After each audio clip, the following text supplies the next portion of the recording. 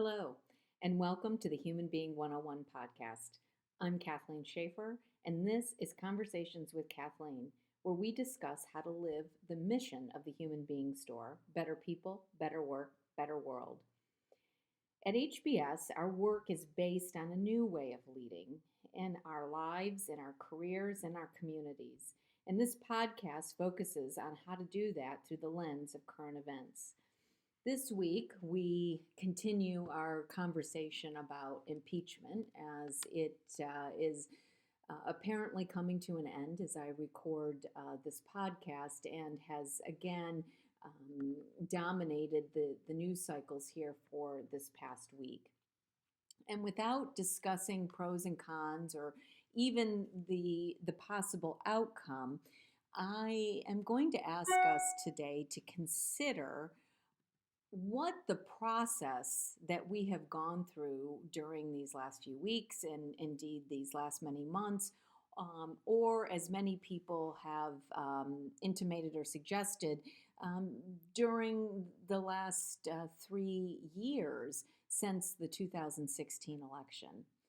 And I mostly want to get us to consider and think about today the fact that what is happening in our body politic is a reflection of what's happening with each of us individually, and that our way forward and through this comes from our own ability individually to be able to connect into the best of who we are and to refocus perhaps on how we can most effectively offer that in the world.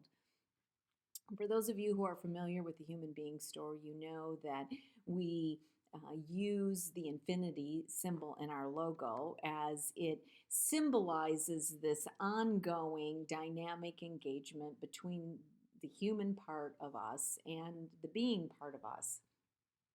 And in the same way that we talk about it here at the store, that we need dynamic flow and engagement between both human and being in order to be successful as leaders, and in our community, it is the same thing that is required of our institutions and our body politic, and indeed the unflowing of, or the flowing of what happens in our world.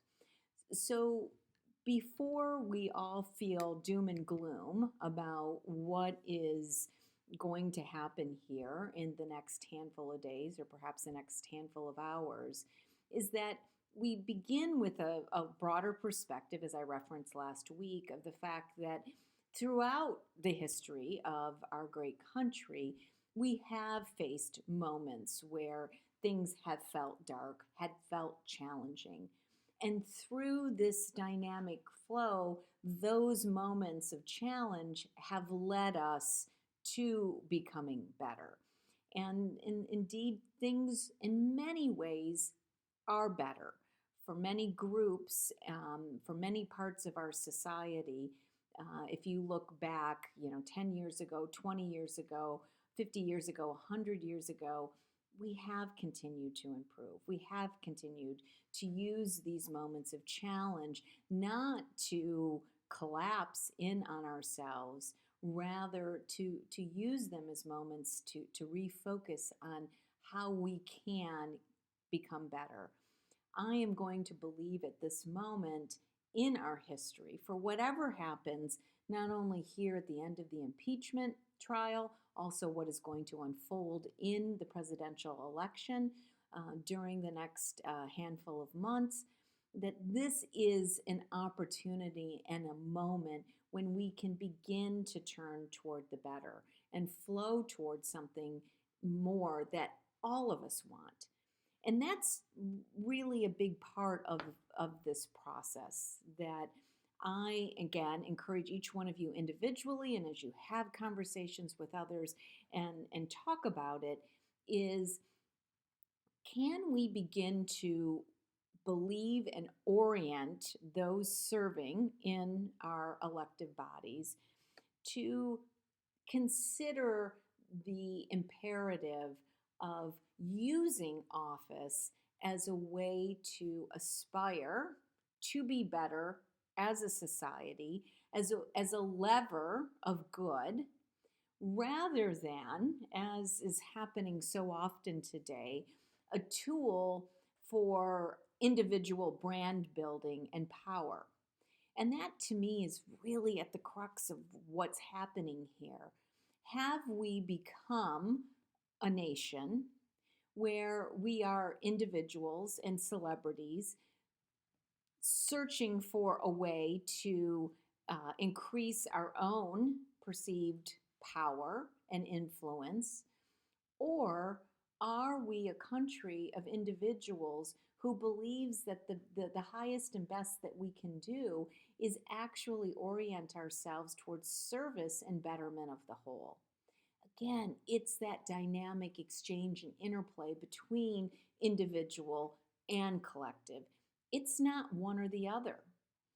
So much of the history of the United States is built on this idea that as individuals that we can go and do and be whatever we want.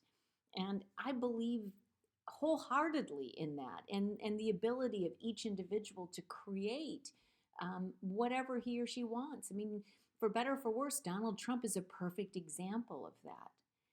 And I'm going to also suggest that for the majority, I would say the strong, vast majority of people, true satisfaction, true happiness comes not just from the accumulation and the wielding of power, it comes from being able to find that satisfaction, that success, that happiness rooted in the offering of the best of ourselves in service and betterment of the whole.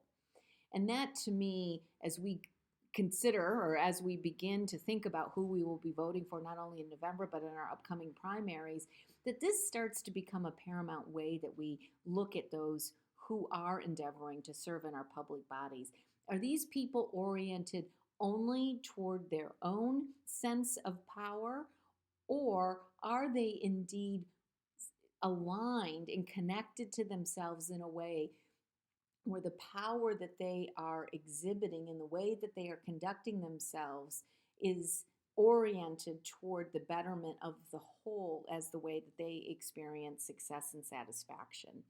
And indeed, that leads to my third point today, which is we have, since our grade school days, heard about the golden rule. And in fact, I was reminded of it last evening when I attended a presentation by presidential historian John Meacham.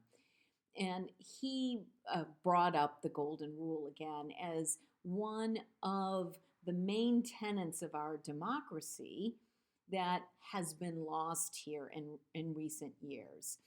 And in it, he was suggesting that this isn't so much that I'm going to be nice to you so that you be nice to me, as again, we often get taught in grade school.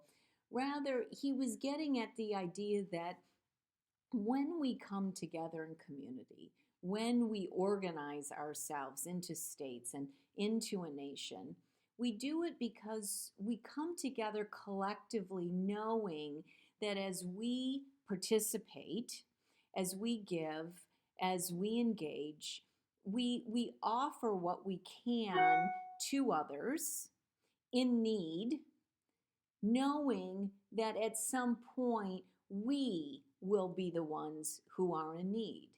That if there is a natural disaster, that we want to be able to provide that kind of support to people who are in our community, in our nation, when they need it, because there will come a point when I too will be in that position.